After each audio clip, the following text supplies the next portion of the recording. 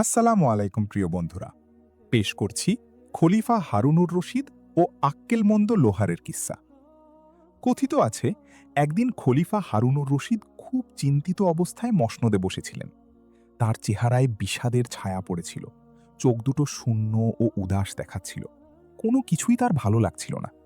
তিনি খুব হতাশ হয়ে এদিক ওদিক তাকাচ্ছিলেন এবং বারবার আফসোস করছিলেন। তিনি অনেক চেষ্টা করলেন যাতে তার মন ভালো হয়, কিন্তু সফল হলেন না। অবশেষে তিনি তার উজির জাফরকে ডেকে পাঠালেন। জাফর তাড়াতাড়ি খলিফার সেবায় হাজির হলেন। খলিফা তাকে নিজের অবস্থা বর্ণনা করে বললেন, এমন কোনো উপায় বলো যাতে আমার এই অবস্থা ঠিক হয়ে যায়। এ কথা শুনে জাফর গভীর চিন্তায় ডুবে গেলেন। কিছুক্ষণ পর তিনি খলিফাকে বললেন, হুজুর, এর একটাই সমাধান আমার চোখে পড়ছে। কেন আমরা ছদ্মবেশ ধারণ করে এমন জায়গায় যাই না যেখানে সাধারণ প্রজারা খুব সাদাসিধে জীবনযাপন করে? তারা কখনো চিন্তিত বা হতাশ দেখায় না। হয়তো সেখানে গিয়ে আপনি সব দুঃখ ভুলে যাবেন এবং আবার আনন্দিত ও প্রফুল্ল হয়ে উঠবেন। খলিফা উজিরের এই পরামর্শ খুব পছন্দ করলেন। তিনি তার হাবশি গোলাম মসরুরকে ডেকে পাঠালেন। মসরুরও তাড়াতাড়ি হাজির হলেন। রাতের অন্ধকারে তিনজন ছদ্মবেশ ধারণ করে প্রাসাদ থেকে বেরিয়ে পড়লেন। রাত গুড়িয়ে যাচ্ছিল, আর তিনজন এদিক ওদিক ঘুরে বেড়াচ্ছিলেন। হঠাৎ দূর থেকে কারো গানের সুর ভেসে এলো। গানটি খুব মধুর ছিল এবং গায়কের কণ্ঠস্বর অত্যন্ত মিষ্টি ও সুরেলা। গানের প্রতিটি শব্দ থেকে আনন্দ ও প্রফুল্লতা ঝরে পড়ছিল।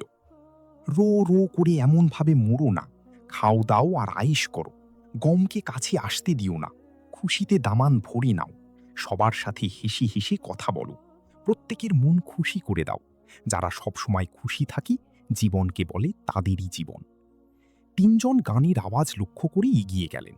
কিছুক্ষণ পর তারা একটি টিলার কাছে পৌঁছালেন। তারা দেখলেন টিলা কেটে সিঁড়ি বানানো হয়েছে এবং ওপরে একটি সাধারণ ঘর তৈরি করা হয়েছে। টিলাটি খুব উঁচু ছিল না। তারা তাড়াতাড়ি ওপরে উঠে গেলেন। ঘরের জানালা খোলা ছিল। ভিতরে একজন লোক দু হাতে কাচের টুকরো নিয়ে তা বাজিয়ে বাজিয়ে খুব আনন্দের সাথে গান গাইছিলেন। খলিফা বললেন, নিশ্চয়ই আমার দুঃখের ওষুধ এখানেই আছে। মসরুর, এই লোককে ডেকে বলো আমাদের ভিতরে আসতে দিতে। মসরুর দরজায় খটখট করলেন। কেউ একজন তাড়াতাড়ি জানালা দিয়ে মাথা বের করে রাগের সাথে জিজ্ঞেস করলেন, কে এই বদমাস যে আমার গানে বাধা দিল? আমার কাছে কি চাও? খলিফা খুব কষ্টে হাসি চেপে বললেন, আমরা ব্যবসায়ী, অনেক দূর থেকে এসেছি। যদি আপনি অনুমতি দেন তাহলে আমরা কয়েকদিন রাতের বেলা এখানে থেকে বিশ্রাম নিতে ও ঘুমাতে চাই। কিছুক্ষণ পর দরজা খুলে গেল এবং তাদের সামনে ঘরের মালিক দাঁড়িয়ে। তিনি বললেন, তোমরা তো আমাকে ব্যবসায়ী বলে মনে হচ্ছে না। ঠিক আছে, তোমরা ভিতরে আসতে পারো, কিন্তু মনে রেখো, আমার কাছে খাওয়া দাওয়ার জন্য কিছু চেও না, আর আমি আমার শরাবের এক ফোঁটাও তোমাদের দেব না। আর একটা কথা মনে রেখো, তোমরা তিনজন শপথ করো যে এখানে যা দেখবে ও শুনবে তা এখান থেকে চলে যাওয়ার পর কাউকে বলবে না এবং আমার সম্পর্কে কারো কাছে কিছু জিজ্ঞেস করবে না। এরপর তিনি মসরুর ও জাফরের খুব মজা উড়ালেন এবং খারাপ ভালো অনেক কথা বললেন, কিন্তু তারা কিছু বললেন না। তিনজন ভিতরে প্রবেশ করলেন। তাদের মেজবান ছিলেন এক অদ্ভুত মানুষ। খলিফা, মসরুর ও জাফর একপাশে চুপচাপ বসে রইলেন। তাদের থেকে কিছু দূরে দস্তরখান বিছানো ছিল, যার ওপর ভাজা গোশত, বিভিন্ন ধরনের ফল, মিষ্টি এবং একটি বড় শরাবের বোতল রাখা ছিল। সকাল হয়ে যাচ্ছিল। ঘরের মালিক দস্তরখানির সবকিছু শেষ করে ফেলেছিলেন এবং শরাবের বোতলও একদম খালি হয়ে গিয়েছিল। খলিফা সাহস করে তাকে জিজ্ঞেস করলেন, জনাব, আপনি আসলে কে? আপনি তো উত্তম খাবার খান এবং উঁচু দরের শরাব পান করেন। মেজবান খলিফার দিকে তাকিয়ে বললেন, আমার কাছে কোনো প্রশ্ন করো না। তারপর হঠাৎ তার স্বর নরম হয়ে গেল এবং তিনি বললেন, ঠিক আছে, তোমাদের সব বলছি। আমার নাম কাসিম। আমি একজন লোহার। প্রায় ২০ বছর ধরে বাগদাদে লোহারের কাজ করছি। সকাল থেকে সন্ধ্যা পর্যন্ত প্রতিদিন ৫-৭ দিরহাম রোজগার করি। দিনভর কাজ করে যখন বাড়ি ফিরি তখন সব টাকা খরচ করে ভালো ভালো খাবার এবং একটি দামি শরাবের বোতল কিনে নিই। বাড়ি পৌঁছে কিছুক্ষণ বিশ্রাম নিই। তারপর তাজা হয়ে ঝুমি ঝুমি গান গাইতে থাকি। তারপর আবার কিছুক্ষণ বিশ্রাম নিয়ে গোসল করে খেতে বসি। যা কিনে আনি সব খেয়ে ফেলি। আমি খুব ভালো খাই এবং সমান পরিশ্রমও করি। খাওয়ার পর পুরো বোতলের শরাব পান করে অচেতন হয়ে ঘুমিয়ে পড়ি।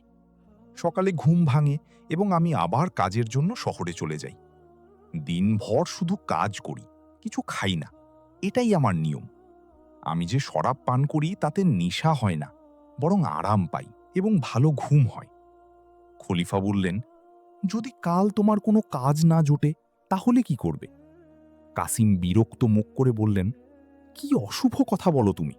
যদি তা হয় তাহলে আমি তোমাকে খুঁজে বের করব এবং তোমার কি অবস্থা করব সে খবর সারা বাগদাদে ছড়িয়ে পড়বে। খলিফা হেসে বললেন, কিন্তু আমরা তো বিদেশি ব্যবসায়ী, আমরা তোমার কি ক্ষতি করতে পারি? সকাল হওয়ার আগেই খলিফা ও তার সঙ্গীরা বেরিয়ে পড়লেন। কাসিম তখনও তাদের খারাপ ভালো বলতে বলতে চিৎকার করছিলেন।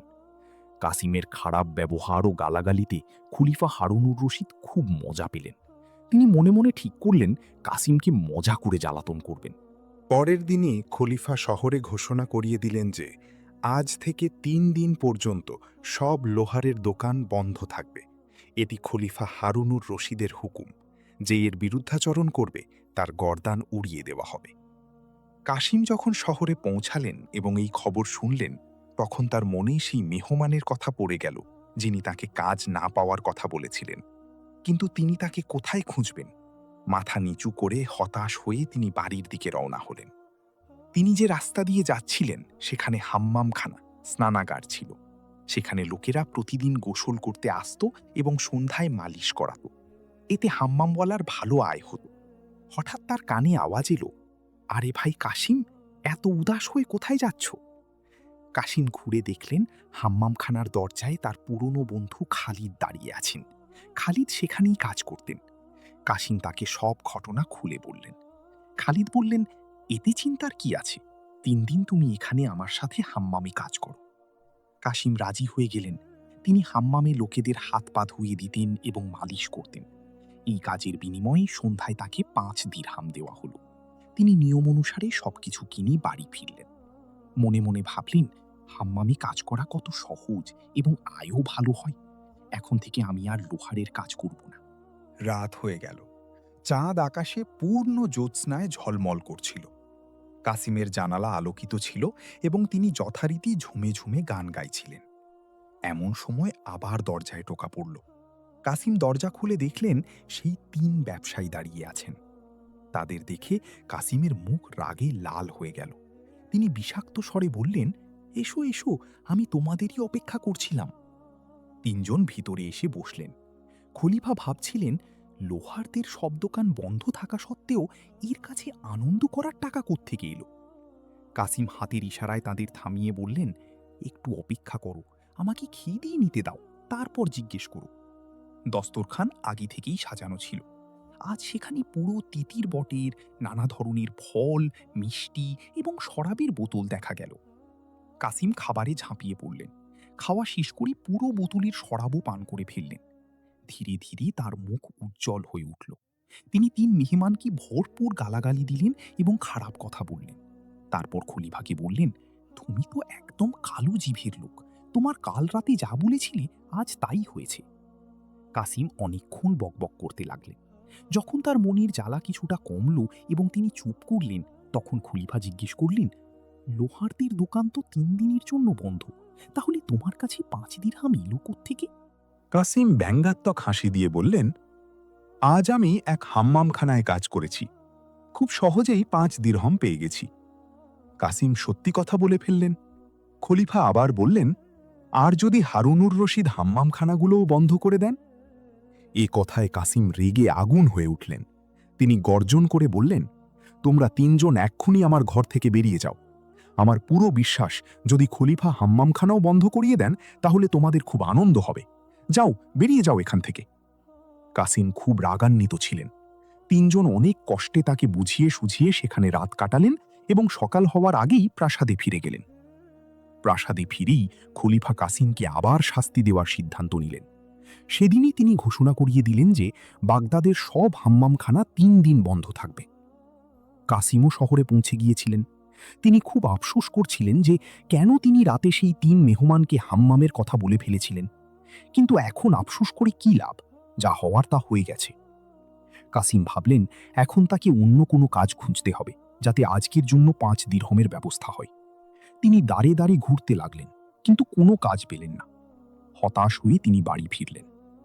ঘরের এক কোণে পড়ে থাকা একটি লম্বা কাপড়ের টুকরোর দিকে তার নজর পড়ল। কাপড়টি সাদা ছিল এবং তাতে লাল রঙের ধাড়ি ছিল। কাসিম তাড়াতাড়ি সেই কাপড় তুলে নিলেন এবং বাজারে বিক্রি করার সিদ্ধান্ত নিলেন। তার আশা ছিল কাপড়টি 5 দিরহমে বিক্রি হয়ে যাবে। তিনি সেই ধাড়িওয়ালা কাপড় নিয়ে কাপড়ের বাজারের দিকে রওনা হলেন। পথে একটি ধর্মীয় মাদ্রাসা পড়ল। কাসিম মাদ্রাসার গোসলখানায় গোসল করলেন এবং কাপড়টিও ধুয়ে নিলেন। ভেজা কাপড় শুকানোর জন্য তিনি নিজের পাগড়ির উপর জড়িয়ে নিলেন। তিনি কাপড়ের বাজারে সেই জায়গায় পৌঁছালেন যেখানে তার ধাড়িওয়ালা কাপড়ের ভালো দাম পাওয়া যেতে পারে। তিনি এক জায়গায় দাঁড়িয়েছিলেন, এমন সময় এক মহিলা তাড়াতাড়ি হেঁটে এসে বললেন, জনাব, আপনি তো কাজীর আদালতের উকিল, দয়া করে আমার মামলাটি কাজী সাহেবের আদালতে পেশ করে দিন। এক অদ্ভুত ব্যাপার হল, কাসিম যেভাবে নিজের পাগড়ির ওপর সাদা ধাড়িওয়ালা কাপড় জড়িয়ে রেখেছিলেন, ঠিক সেভাবেই আদালতের উকিলরা পাগড়ি জড়িয়ে রাখতেন। মহিলা ভুল করে লোহারকে উকিল ভেবে ফেলেছিলেন। কাসিম বুঝতে পারলেন যে মহিলা তাকে উকিল ভেবেছে, তাই এই সুযোগের পুরোপুরি সদ্ব্যবহার করা উচিত। তিনি পুরোপুরি উকিলের ভঙ্গিতে বললেন, বলো, কি ব্যাপার? আমি তোমার সব রকম সাহায্য করব। মহিলা বললেন, আমার স্বামী একজন ছুতার। বিয়ে করার সময় সে বলেছিল যে প্রতিদিন আমাকে খরচের জন্য 5 দিরহাম দেবে, কিন্তু সে সব সময় আমাকে মাত্র 1 দিরহামই দেয়। আমি খুব বিপদে পড়ে গেছি, ঘরের খরচ কিভাবে চালাবো? কাসিম রেগে গিয়ে বললেন, তোমার স্বামীকে ধরে আনো, আমি তাকে এমন শাস্তি দেব যে সে তোমাকে প্রতিদিন নির্ধারিত টাকা দিতে বাধ্য হবে। মহিলা বললেন, আমার অভিযোগপত্রে নায়েব কাজীর স্বাক্ষর নিয়ে নিন। কাসিম বললেন, আমিই নায়েব কাজী। এই বলে তিনি মহিলার অভিযোগপত্রে স্বাক্ষর করলেন এবং জিজ্ঞেস করলেন, তোমার স্বামীর দোকান কোথায়? মহিলা বললেন, এই গলি যেখানে ডান দিকে মোড় নিয়েছে, ঠিক সেই কোণে তার দোকান। কাসিম বললেন, আমি এখনই তাকে ধরে নিয়ে আসছি। মহিলা খুশি হয়ে কাসিমকে 2 দিরহাম দিলেন। কাসিম তাকে সেখানে অপেক্ষা করতে বলে দ্রুত এগিয়ে গেলেন। গলির ডান দিকে মোড় নিতেই তিনি ছুতারকে তার দোকানে কাজ করতে দেখলেন। কাসিম ঝাঁপিয়ে পড়ে তাকে ধরলেন এবং নিজের পিঠে তুলে নিয়ে অন্য গলিতে ঢুকে পড়লেন। ছুতার চিৎকার করতে লাগল, ভাই, তুমি কে? আমাকে কোথায় নিয়ে যাচ্ছ? কাসিম গম্ভীর কণ্ঠে বললেন, আমি তোমাকে কাজীর আদালতে নিয়ে যাচ্ছি। তুমি তোমার স্ত্রীকে প্রতিদিন 5 দিরহাম কেন দিচ্ছ না? আমাকে চেনো? আমি নায়েব কাজী। ছুতার বলল, খোদার দোহাই, আমার ওপর রহম করুন। আমি ওয়াদা করছি আজ থেকে প্রতিদিন আমি আমার স্ত্রীকে পুরো টাকা দেব এবং তার সাথে কখনো ঝগড়া করব না। কাসিম তাকে পিঠ থেকে নামিয়ে বললেন, আর আমার মজুরি কে দেবে? ছুতার বলল, এখন তো আমার কাছে মাত্র 3 দিরহাম আছে, এগুলো নিন। কাসিম বললেন, ঠিক আছে, এরপর আমি কোনো অভিযোগ শুনব না, তোমাকে সোজা জেলখানায় পাঠিয়ে দেব। যাও, পালাও এখান থেকে এবং নিজের কাজ করো। 5 দিরহাম নিয়ে কাসিম রাতের খাবারের ব্যবস্থা করলেন, শরাবের বোতল কিনলেন এবং বাড়ির দিকে রওনা হলেন। রাত হয়ে গেল। কাসিম খুব খুশি ছিলেন এবং মনে মনে বলছিলেন, দেখি তো খলিফা কাজ করার কোন কোন পথ বন্ধ করেন। আর হ্যাঁ, আজ আমি সেই ব্যবসায়ীদের দেখিয়ে দেব যে আমি কোন মাটির তৈরি। আমার কালকের কোনো চিন্তা থাকে না, আমি শুধু আজকের কথা ভাবি এবং সবসময় খুশি থাকি। কাসিম খুব আনন্দিত ছিলেন। তিনি কিছুক্ষণ বিশ্রাম নিয়ে যথারীতি হাতে কাঁচের টুকরো নিয়ে বাজাতে বাজাতে তার মিষ্টি ও সুরেলা কণ্ঠে গান গাইতে লাগলেন। তিনি প্রতিদিন নতুন নতুন খুশির গান গাইতেন। আজ তিনি গাইছিলেন, কত সুন্দর এই রাত, প্রতিটি কথায় কি যে মাধুর্য। রব আমার ওপর অনুগ্রহ করেছেন, খুশিতে দামান ভরে দিয়েছেন। আমি হাসি, আমি গাই, যেদিকেই যাই গম থেকে আমি ক্রোশ দূরে। আমি মশরুর, আমি মশরুর। গাইতে গাইতে হঠাৎ তিনি থেমে গেলেন এবং খলিফার কথা ভাবতে লাগলেন। তিনি ভাবলেন, শরীয়তি আদালত তো তিনি কখনো বন্ধ করতে পারবেন না। যদি তিনি তা করেন তাহলে তার পরিণতি খুব খারাপ হবে। ওয়াহ ওয়াহ, কি কথা! এখন থেকে এই কাজটি চিরকাল চলতে থাকবে। তিনি খুব খুশি হয়ে খেতে বসলেন। খাওয়ার পর শরাব পান করলেন। বোতল খালি হতেই 3 ব্যবসায়ী এসে উপস্থিত হলেন। তাদের দেখেই কাসিমের রাগ সপ্তম আকাশে চড়ে গেল। তিনি তাদের খুব খারাপ ভালো বললেন। 3 জন সবকিছু চুপচাপ শুনতে লাগলেন। ক্লান্ত হয়ে কাসিম তাদের ঘরে ডেকে নিলেন। প্রথমে তিনি ভেবেছিলেন যে তিনি তাদের নতুন কাজের কথা একদম বলবেন না, কিন্তু পরে ভাবলেন, এখন তো খলিফা আর কিছু করতে পারবেন না, তাই যদি সেই কালো জিভের লোক কিছু জিজ্ঞেস করে তাহলে তাকে নতুন কাজের কথা বলে দেবেন। যখন খলিফা তার নতুন কাজ সম্পর্কে জিজ্ঞেস করলেন, তখন কাসিম অহংকার করে বললেন, আরে এখন তো আমি উকিলের ছদ্মবেশে কাজীর আদালতে যাই। এখন দেখি কাল খলিফা কিভাবে আদালত বন্ধ করার হুকুম দেন। কাসিমের কথা শুনে খলিফা কিছু বললেন না। তিনজন কাসিমের বাড়িতে রাত কাটালেন এবং সকাল হওয়ার আগেই প্রাসাদে ফিরে গেলেন। সকাল হতেই খলিফা হারুনুর রশিদ কাজীকে ডেকে পাঠালেন। কাজী তাড়াতাড়ি প্রাসাদে হাজির হলেন। খলিফা কাজীকে বললেন যে আদালতে শহরের সব মামলা পেশ করার জন্য যে প্রতিনিধিরা নির্বাচিত হয়েছেন তাদের সবার কাছে আমার মোহরাঙ্কিত অনুমতিপত্র আছে, কিন্তু আমাদের জানা গেছে যে কিছু বদমাশ প্রতিনিধির ছদ্মবেশ ধারণ করে সরকারি প্রতিনিধিদের মধ্যে ঢুকে পড়েছে। আজই তাদের খুঁজে বের করে দাও। খলিফার কথা শুনে কাজী খুব অবাক হলেন। এমন হুকুম খলিফা আগে কখনো দেননি। এর পিছনে কি রহস্য আছে এই ভাবতে ভাবতে কাজী সেই মাদ্রাসায় পৌঁছালেন যেখানে বাগদাদের সব আদালতের প্রতিনিধিরা প্রতিদিন জড়ো হতেন। খুব অল্প সময়ের মধ্যে সব প্রতিনিধিদের খলিফার পুলিশ ঘিরে ফেলল। তাদের হাতে লাঠি ছিল। কাজী প্রত্যেক প্রতিনিধির কাছ থেকে তাদের অনুমতিপত্র চাইলেন, ভালো করে দেখলেন এবং ফেরত দিলেন। তিনি একজন একজন করে প্রতিনিধির কাগজপত্র দেখে তাদের আলাদা ঘরে পাহারায় পাঠাচ্ছিলেন। কাজী শুধু অনুমতিপত্রই দেখছিলেন না, তাদের পরিবারের সব বিস্তারিত তথ্যও জিজ্ঞেস করছিলেন, কারণ খলিফার বিশেষ খাদেমের কাছে সব প্রতিনিধির পূর্ণ তথ্য লিপিবদ্ধ ছিল। কাসিম বুঝতে পারলেন যে এই অভিযানের একটা উদ্দেশ্য আছে। এখন তার বাঁচা অসম্ভব এবং খলিফা তাকে কঠিন শাস্তি দেবেন। অল্পক্ষণের মধ্যেই কাজী কাসিমকে ধরে ফেললেন। খলিফার সিপাহীরা তাকে লাঠি দিয়ে খুব পিটাল। কাজী তাকে খুব ধমকালেন, বকাঝকা করলেন এবং অপমান করলেন। তারপর তাকে চিরকালের জন্য সেই ঘর থেকে বের করে দিলেন যেখানে বিভিন্ন আদালতের প্রতিনিধি ও উকিলরা প্রতিদিন জড়ো হতেন। কাসিমের চোখের সামনে বারবার সেই ব্যবসায়ীর মুখ ভেসে উঠছিল যিনি প্রতি রাতে তার জন্য খারাপ খবরের আশঙ্কা প্রকাশ করতেন। এসব ভাবতে ভাবতে এবং চিন্তায় ডুবে কাসিম বাড়ি ফিরলেন। এখন তিনি বাগদাদ থেকে যত তাড়াতাড়ি সম্ভব চলে যাওয়ার কথা ভাবছিলেন। তিনি ঘরের দিকে একবার তাকালেন। ঘরে এমন কিছু ছিল না যা তিনি সাথে নিয়ে যেতে পারেন। তিনি ঘর থেকে বের হতে যাচ্ছিলেন, এমন সময় তার নজর একটি খালি মিয়ানের দিকে পড়ল। সেই মিয়ানে একসময় তার তলোয়ার থাকত, কিন্তু এখন তার একদম মনে পড়ছিল না যে তার তলোয়ার শেষ পর্যন্ত কোথায় গেল। মিয়ান আছে, তাহলে তলোয়ার গেল কোথায়? তারপর তার নজর খুঁটিতে ঝুলানো পাগড়ির দিকে পড়ল। এক কোণে একটি কাঠের টুকরো পড়েছিল। কাসিম সেটাকে ভালোভাবে কেটে ছেঁটে কাঠের তলোয়ার বানিয়ে ফেললেন। তলোয়ারের হাতল এত সুন্দর করে বানালেন এবং এমন রং করলেন যে সেটা সত্যিকারের তলোয়ারের হাতল বলে মনে হচ্ছিল। তিনি খুঁটি থেকে ঝুলানো চামড়ার বেল্ট কোমরে বাঁধলেন, মিয়ানে কাঠের তলোয়ার রাখলেন, মাথায় পাগড়ি ভালোভাবে বাঁধলেন, হাতে একটা মোটা লাঠি নিলেন, তাতে তেল লাগিয়ে চকচকে করে নিলেন এবং ঘর থেকে বেরিয়ে বাগদাদ শহরের দিকে রওনা হলেন। কাসিম দেখতে পুরোপুরি একজন দারোগার মতো লাগছিলেন। আজকের জন্য 5 দিরহামের চিন্তা ছিল তার। তিনি যত তাড়াতাড়ি সম্ভব শহরে পৌঁছাতে চাইছিলেন। তিনি যে এলাকায় থাকতেন সেটা বাগদাদের সীমানার বাইরে ছিল, কিন্তু তিনি আর কাসিম বলে থাকতে চাইছিলেন না যতক্ষণ না প্রতিদিন তার সাথে কোনো অদ্ভুত ঘটনা ঘটে। তিনি নিজের চিন্তায় এতটাই ডুবেছিলেন যে তার খেয়ালই ছিল না যে এখন তিনি কোথায় আছেন। হঠাৎ তিনি একটা হইচইয়ের আওয়াজ শুনতে পেলেন। এবার তিনি সংবিত ফিরে পেলেন। তিনি বাগদাদের এক বাজারে দাঁড়িয়েছিলেন এবং এক জায়গায় অনেক ভিড় দেখা যাচ্ছিল। তিনি তাড়াতাড়ি সেদিকে ছুটলেন। ভিড় সরিয়ে যখন তিনি সামনে এগিয়ে গেলেন তখন দেখলেন দুজন লোক ঝগড়া করছে এবং একজন আরেকজনের দাড়ি ও চুল ছিঁড়ছে। দুজনই খুব আহত হয়েছে এবং রাস্তায় এখানে সেখানে রক্ত পড়ে আছে। কারো সাহস হচ্ছিল না যে তাদের এভাবে লড়াই করা থেকে নিষেধ করে আলাদা করে দেয়।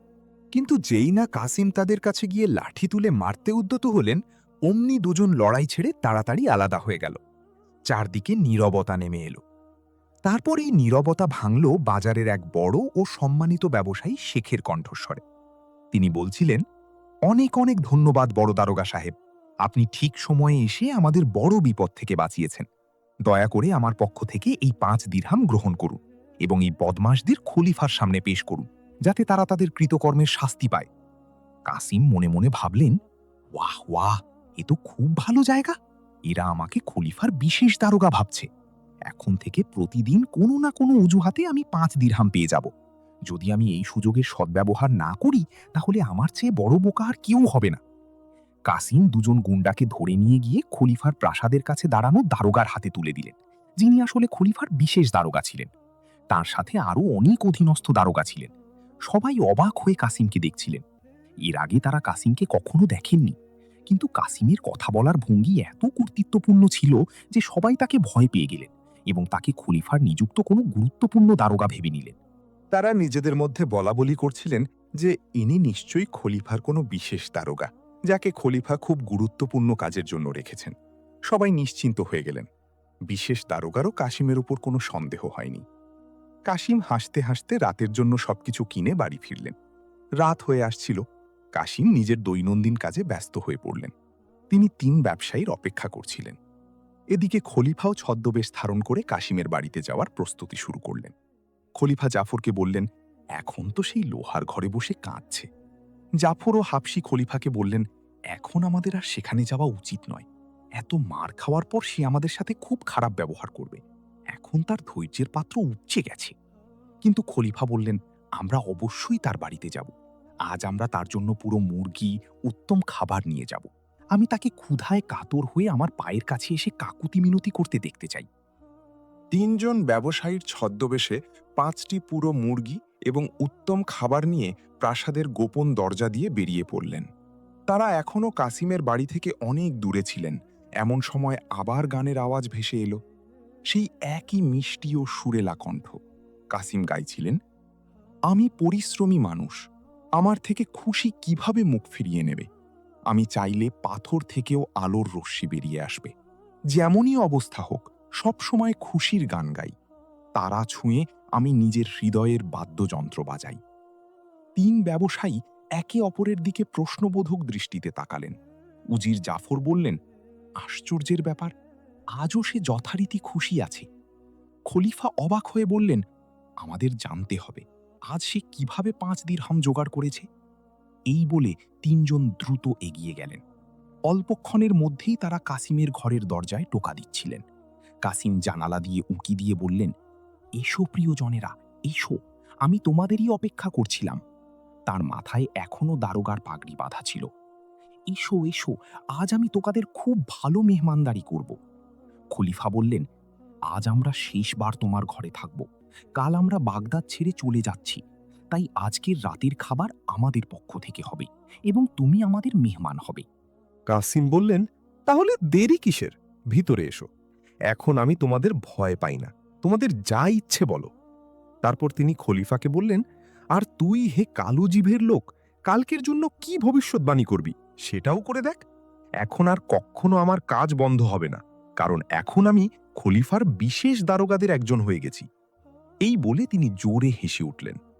কাসিমের কথা শুনে খলিফা হতবাক হয়ে গেলেন। তারা কাসিমের সাথে খানা খেয়ে অস্থির হয়ে রাত কাটালেন এবং সকাল হবার আগেই প্রাসাদে ফিরে গেলেন। খলিফা তার সব বিশ্বস্ত ও বিশেষ দারোগাদের কাছ থেকে জেনে নিলেন যে কাসিম কিভাবে প্রতারণা করে তাদের মধ্যে ঢুকে পড়েছে। খলিফা কাসিমকে গ্রেপ্তার করে শাস্তি দেওয়ার জন্য একটি পরিকল্পনা তৈরি করলেন। দিন চড়তেই তিনি বড় দারোগার কাছে খবর পাঠালেন যে তোমার অধীনস্থদের মধ্য থেকে তাড়াতাড়ি 4 জন দারোগাকে প্রাসাদে পাঠাও। তারপর খলিফা কাসিমের চেহারার বর্ণনা দিয়ে বলে পাঠালেন যে সেই নতুন দারোগাকেও অবশ্যই পাঠাবে। যখন কাসিম জানতে পারলেন যে তাকে বিশেষভাবে খলিফা ডেকে পাঠিয়েছেন, তখন তিনি ভাবতে লাগলেন, এই আবার কি ব্যাপার? এখানেও কি আমার দুর্ভাগ্য নেমে এলো? আবার কি আমাকে লোহারের কাজ করতে হবে? কিন্তু আমি তো জানি না খলিফা আমাকে ক্ষমা করবেন নাকি হত্যা করবেন। কাসিমের মনে নানা চিন্তা আসছিল এবং তিনি উদ্বিগ্ন হয়ে পড়ছিলেন। কখনো ভাবছিলেন হয়তো পদোন্নতি বা পুরস্কার দেওয়ার জন্য খলিফা তাদের ডেকেছেন। 4 জন দারোগা প্রাসাদে পৌঁছালেন। প্রাসাদে পৌঁছে যা হলো তা কাসিমের ধারণার চেয়েও খারাপ। 4 জন খলিফার দরবারে দাঁড়িয়েছিলেন। খলিফা হারুনুর রশিদ মুখে রুমাল দিয়ে বসেছিলেন। তিনি 4 জনকে উদ্দেশ্য করে বললেন, তোমরা 4 জন এমন কাজ করে দেখাতে হবে যাতে প্রমাণ হয় যে তোমরা সত্যিই তোমাদের কাজে খুব দক্ষ। যদি তোমরা সফল হও তাহলে আমি তোমাদের শুধু পুরস্কারই দেব না, তোমাদের পদও উন্নীত করব। আর যদি ব্যর্থ হও তাহলে তোমাদের গর্দান উড়িয়ে দেব। 4 জন একে অপরের দিকে তাকিয়ে ভাবতে লাগলেন যে তাদের আসলে কি করতে হবে। তখন খলিফা ইশারা করলেন। ইশারা পেয়েই 4 জন কয়েদিকে হাজির করা হলো। এরা 4 জন খুনি ছিল এবং আদালত থেকে তাদের মৃত্যুদণ্ড দেওয়া হয়েছিল। খলিফা আবার বললেন, তোমাদের এই খুনিদের গর্দান উড়াতে হবে এবং আমাকে দেখতে হবে যে তোমাদের মধ্যে কি কাজে দক্ষ।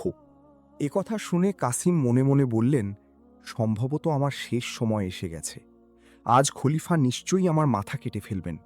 আমার কাছে তো কাঠের তলোয়ার আছে, এই তলোয়ার দিয়ে আমি কিভাবে কারো মাথা কাটব? খলিফা জানা বুঝেই প্রথমে 3 জন আসল দারোগাকে একজন করে খুনির মাথা কাটার হুকুম দিলেন। তারা তাদের ধারালো তলোয়ার দিয়ে এক ঘায়ে 3 খুনির মাথা উড়িয়ে দিলেন। কয়েদখানার প্রহরীরা তাড়াতাড়ি 3টি লাশ সরিয়ে নিয়ে গেল। এখন দরবারে একজন খুনি দাঁড়িয়েছিল এবং কোমরে কাঠের তলোয়ার ঝুলিয়ে কাসিম দাঁড়িয়েছিলেন। খলিফা, মসরুর ও উজির জাফর মুখ ঢেকে মনে মনে খুব হাসছিলেন। কাসিমের অবস্থা খুব খারাপ ছিল। খলিফা তাকে উদ্দেশ্য করে বললেন, এসো, এবার তোমার পালা। 3 দারোগা তো সফল হয়ে পুরস্কারের হকদার হয়েছে এবং তাদের পদও বাড়ানো হয়েছে। এসো, তুমিও পুরস্কার ও পদ লাভ করো। কাসিম সামনে এগিয়ে গিয়ে খলিফার ঘুটনিতে মাথা রেখে বললেন, দয়ালু খলিফা, আমার কাছে আমার পারিবারিক তিলিস্মি তলোয়ার আছে, যা আমার দাদার দাদা আমার দাদাকে দিয়েছিলেন। আমার দাদা আমার বাবাকে দিয়েছিলেন এবং আমার বাবা এই তিলিস্মি তলোয়ার আমাকে দিয়েছেন। এই তলোয়ার কাজীর আদালতের চেয়েও সঠিক সিদ্ধান্ত নেয়। যদি অপরাধী নির্দোষ হয় তাহলে তলোয়ার তার গর্দানে পড়ার সাথে সাথে কাঠের হয়ে যায় এবং নিজে থেকেই পিছিয়ে যায়। কিন্তু যদি অপরাধী সত্যিই অপরাধী হয় তাহলে এই তলোয়ার তার মাথা উড়িয়ে দেয়। খলিফা অবাক হয়ে বললেন, তাই নাকি? তোমার তলোয়ার এত জাদুকরি? জলদি এর করিশ্মা আমাদেরও দেখাও। কাসিম তাড়াতাড়ি খুনির পেছনে চলে গেলেন। খলিফা, মসরুর ও জাফরের দৃষ্টি এড়িয়ে তিনি দ্রুত নিজের কাঠের তলোয়ার মিয়ান থেকে বের করলেন এবং খুনির গর্দানে মারলেন। তারপর সঙ্গে সঙ্গে চিৎকার করে বললেন, হুজুর, এই ব্যক্তি একদম নির্দোষ, একে ছেড়ে দিন। দেখুন, আমার তলোয়ার কাঠের হয়ে গেছে। এ কথা শুনে খলিফা, মসরুর ও উজির জাফর হো হো করে হেসে উঠলেন। খলিফা হারুনুর রশিদ হাসতে হাসতে গড়াগড়ি খেতে লাগলেন। যখন তিনি হাসতে হাসতে অস্থির হয়ে গেলেন, তখন তিনি মুখ থেকে রুমাল সরিয়ে বললেন, কাসিম, সত্যিই তুমি কখনো হাল ছেড়ে না দেওয়া মানুষ। তুমি অসীম বুদ্ধিমান এবং সবচেয়ে খারাপ অবস্থাতেও খুশি থাকা ও তোমার চতুরতা দিয়ে রোজগার করায় ওস্তাদ। আমি তোমার উপর খুব খুশি।